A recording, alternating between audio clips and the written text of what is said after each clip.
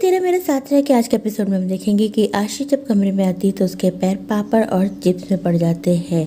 गोपिका कहती है, आप है आशी बहन, आप यहाँ क्या कर रही हैं? गोपिका बताती है कि माँ जी ने मुझे अंगूठी की जिम्मेदारी दी थी, इसलिए मैंने कमरे में पापड़ और चिप्स बिछा दिए। कोई भी इस कमरे में आएगा उसका पैर पापड़ और चिप्स पे पड़ेगा और मुझे पता चल जाएगा कि कोई अंगूठी चुराने आया है। आशी कहती है, अरे वाह गोपिका, तू तो बड़ी होशियार है। तभी आशी की नज़र ड्रॉर पे गोपिका के पापा की तस्वीर पे पड़ जाती है। आशी उसे निकालती है और कहती है, कितनी सुंदर तस्वीर तूने बनाई है। गोपिका कहती है, ये मेरे पापा की तस्वीर है। आशी कहती है, फिर तो इसे निकाल के यहाँ दीवार पे टांग देना चाहिए। गोपिका कहती है, नहीं नहीं आशी बहन, इसको ड्रॉर में ही रहने दीजिए। आप जानती हैं ना, मुझे बहुत बुरे बुरे सपने आते हैं। आशी कहती है, कैसे सपने आते हैं मुझे बता, मैं तेरी बहन हूँ ना। गोपिका बताती है, मुझे सपने में यही दिखता है कि मैं और पापा भाग रहे, उनके पीछे कोई छुरी लेके भाग रहा है और उसने मेरे पापा को छुरी। गोपिका को डराने के लिए आशी सामने से एक छुरी निकाल लेती है और गोपिका से कहती है, इस तरह की छुरी थी ना। गोपिका कहती है, आशी बहन प्लीज ये छुरी रख दीजिए। आशी फिर से उसे दिखाती है और कहती है, इस तरह से तुम्हारे सामने छुरी रखी थी क्या? गोपिका घबरा जाती है, उसे सब कुछ याद आने लगता है। गोपिका घबराहट के मारे बेहोश हो जाती है। जैसे ही गोपिका बेहोश होती है, आशी डिब्बे से अंगूठी निकालती है और वहां से भाग जाती है। इधर तेजल विजय की बातों में आ चुकी रहती है। वो विजय से बात करती रहती है और कहती है, आज मैं तुमसे नहीं मिल सकती, कल मिलने आऊंगी, आज हमारे घर में पार्टी है। विजय तेजल से मीठी मीठी बातें करता रहता है। वो अपने दोस्तों को बताता है कि मैंने तेजल मोदी से दोस्ती करी है ताकि सोशल मीडिया में मेरे फॉलोवर्स बढ़ जाए। एक बार मेरे फॉलोवर्स बढ़ जाए, इसके बाद मैं इसके साथ ब्रेकअप कर लूंगा। विजय की सारी बातें हितेन सुन लेता है। हितेन को पता चल जाता है कि विजय तेजल को धोखा देने वाला है। इधर पार्टी शुरू हो जाती है, सभी गेस्ट आ जाते हैं और उन गेस्ट में वो महिला भी शामिल रहती है जिसका गोपिका ने बहुत अपमान किया रहता है, जिसे मेंढकी कहा रहता है और उसके पति को गुरिल्ला कहा रहता है। वो अपनी बहू से इंट्रोड्यूस कराती है और कहती है, ये मेरी बहू है। केशव सबको बताते हैं कि आज मेरी और मेरी पत्नी की शादी की 30वीं सालगिरह है। मेरी पत्नी मेरे लिए बेहद बेशकीमती है और इसलिए मैं उसके लिए आज बेशकीमती तोहफा लाया हूँ। वो मिथिला से कहता है कि जाओ जाके तोहफा लेकर आओ।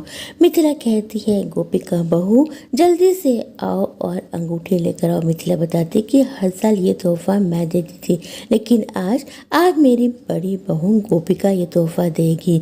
मिथिला गोपिका को आवाज देती है। गोपिका नहीं आती तो मिथिला सक्षम से कहती है, सक्षम जाओ जाके देखो कि गोपिका बहू क्या कर रही है, जल्दी से जाओ और गोपिका बहू को लेकर आओ।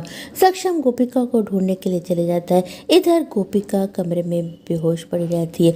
मिथिला बार बार उसे आवाज देती रहती है। मिथिला की आवाज गोपिका के कान में पहुंचती है तो गोपिका उठती है। उसका सर चकराता रहता है। वो उठती है तो उसे याद आता है कि उसे तो अंगूठी की जिम्मेदारी दी गई थी। गोपिका देखती है तो अंगूठी की डिब्बी खाली रहती है, उसमें से अंगूठी चोरी हो गई रहती है।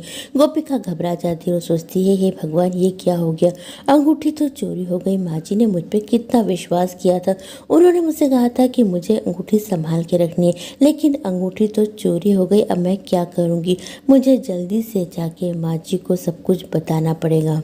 आशी अपनी माँ को अंगूठी दिखाती है और कहती है, कितनी सुंदर अंगूठी है, मन कर रहा है कि मैं इसे पहन लूँ। लेकिन रमीला कहती, ये तेरे पहनने के लिए नहीं है, एक काम कर, तुझे ये अंगूठी मिथिला मोदी को देनी है, लेकिन पहले मैं तेरे बाल बिखरा दूँ। ऐसा लगेगा कि तूने चोर को पकड़ा और इसके बाद तू उससे बहादुरी के साथ अंगूठी छीन के लाई है। अपनी सास की अंगूठी के लिए तूने जान की बाजी लगा दी। जब ये बात सबको पता चलेगी तो तेरी इस घर में धाक जाएगी।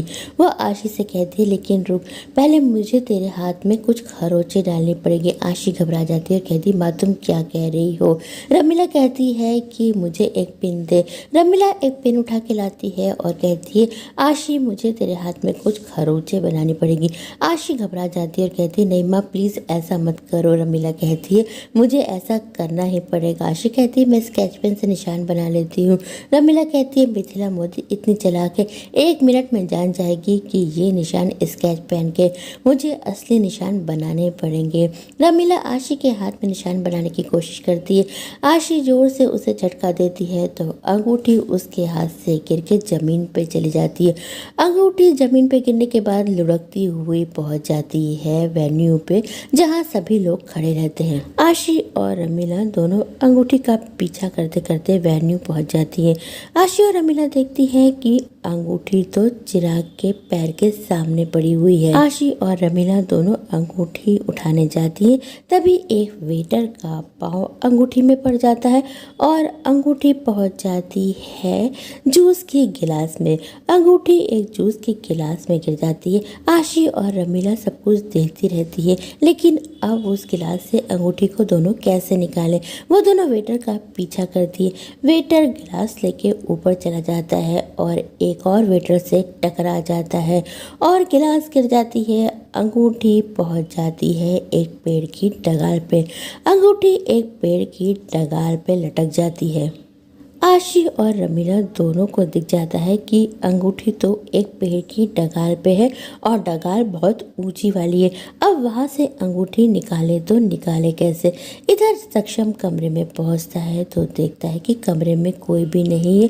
पूरा कमरा बिखरा हुआ है, चिप्स पड़े हुए हैं, आलू टमाटर पड़े हैं और गोपिका भी नहीं है। सक्षम की नज़र पड़ जाती है अंगूठी की डिब्बी में, वो खाली रहती है। सक्षम को समझ में नहीं आता कि ये क्या हो रहा है। इस डिब्बी में अंगूठी नहीं है और गोपिका भी नहीं है। गोपिका भी अंगूठी ढूंढने के लिए बाहर जाती है तो उसकी नज़र पड़ जाती है अंगूठी में। अंगूठी पेड़ पे लटकी रहती है। गोपिका की नज़र भी अंगूठी पे पड़ जाती है। गोपिका भी वहाँ पहुँच जाती है जहाँ पर मामी जी और आशी दोनों सीढ़ी लेके खड़ी रहती हैं। गोपिका मामी जी से कहती है कि आप लोग यहाँ क्या कर रही हैं। मामी जी बताती है तू तो सो रही थी, पीछे से चोर आया था, अंगूठी चुरा के भाग रहा था।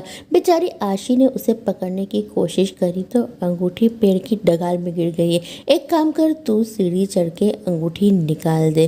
गोपिका कहती है लेकिन मामी जी मैं सीढ़ी कैसे चढ़ूँ, मुझे तो ऊंचाई से डर लगता है, मैं आज तक ऊंचे में नहीं चढ़ी हूँ, मैं सीढ़ी नहीं चढ़ पाऊंगी। मामी जी कहती है ये मोदी परिवार की इज्जत सवाल है, तुझे तो अंगूठी निकालनी ही पड़ेगी। इधर सक्षम आके मिथिला को बताता है कि कमरे में अंगूठी भी नहीं है, गोपिका भी नहीं है, पूरा कमरा बिखरा हुआ है। मिथिला कहती है ऐसे कैसे हो सकता है, गोपिका बहू कहाँ चली गई और अंगूठी भी कहाँ चली गई। पार्टी में आए हुए मेहमान मिथिला पे व्यंग करती है और कहती है आखिरकार सौतन की अंगूठी कौन संभाल के रखता है। आप ही ने अपनी बहू को ट्रेनिंग दी होगी कि अंगूठी को घुमा दे। मिथिला कहती है इन सब फालतू बातों का मेरे पास समय नहीं है। वो सक्षम और चिराग से कहती है जाओ जाके गोपिका को ढूंढो और आशी को भी ढूंढो, दोनों बहुएं कहीं भी नजर नहीं आ रही है।